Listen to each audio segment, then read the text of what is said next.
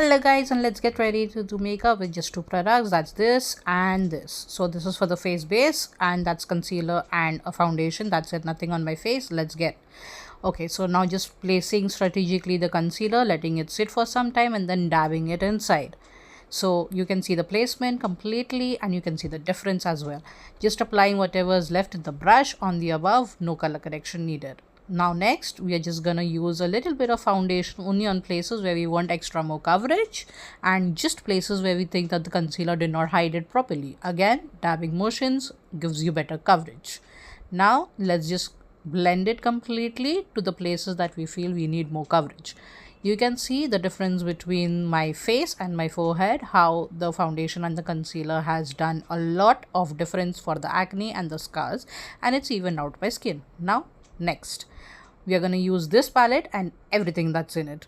Okay, so using the blush with a slant brush and just applying it onto the sides because I have fuller cheeks, and you can see the difference. Now doing the same thing on the other side, but at the same time I like to place it on my temples as well because it gives me a complete look. Whatever is left, it goes onto the cheek and the chins and the nose.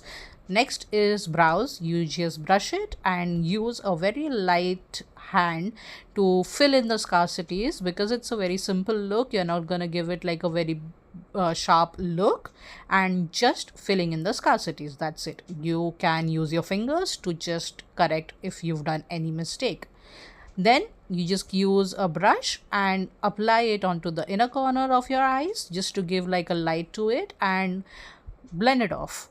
Then next you use the same thing onto your eyebrow bone, and then you place it onto your cheeks exactly where the light falls.